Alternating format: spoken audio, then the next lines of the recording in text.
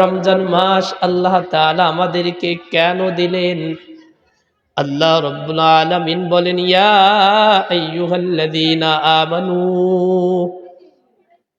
হে আমার ঈমানদার বান্দারা, আমার ঈমানদার বান্দিরা, কুতিবা আলাইকুমুস সিয়াম কামা কুতিবা আলাল্লাযীনা মিন ক্বাবলিকুম, আমি তোমাদের উপরে রমজানের রোজা ফরজ করেছি।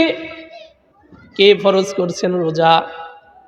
বলেন বলেন, মুহাব্বতের সাথে বলেন, কে রমজানের রোজা ফরজ করছেন? কে? হুজুররা ফরজ করছে নাকি?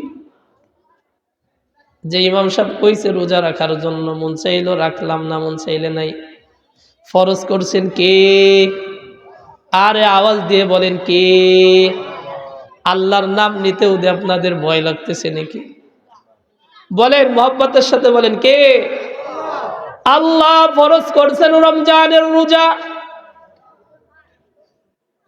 রমজানের রোজা আল্লাহ রব্বুল ইজ্জত ফরজ করেছেন। বান্দা, রমজানের রোজা কিন্তু তোমার উপরে ফরজ।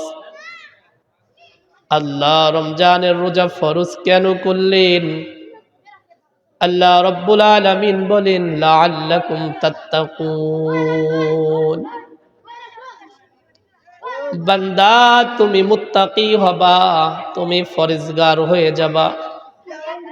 তোমাকে মুত্তাকি বানানোর জন্যই আমি আল্লাহ রমজানের রোজা তোমার উপরে ফরজ করেছি।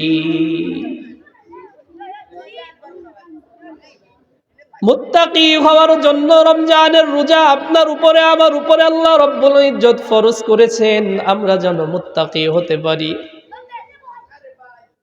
মুত্তাকির বড় দাম, মুত্তাকির বড় দাম। আল্লাহ পাক রব্বুল আলামিন কোরআনের এক জায়গায় বলেন, ওয়াসারিউ ইলা মাগফিরাতিম মির রাব্বিকুম ওয়া জান্নাতিন আরদুহা কাআরদিস সামাই ওয়াল আরদ মুইদ্দাত লিল মুত্তাকিন। ওয়াসারিউ ইলা মাগফিরাতিম মির রাব্বিকুম, আল্লাহ পাক রব্বুল আলামিন বলেন, তোমরা দৌড় দাও, তোমরা প্রতিযোগিতা করো, দৌড়াও আল্লাহ পাক রব্বুল আলামিনের কাছ থেকে ক্ষমা নেওয়ার জন্য, মাপ নেওয়ার জন্য দৌড় দাও। বান্দা দৌড় দাও, ক্ষমা নেওয়ার জন্য দৌড় দাও, মাপ নেওয়ার জন্য দৌড় দাও।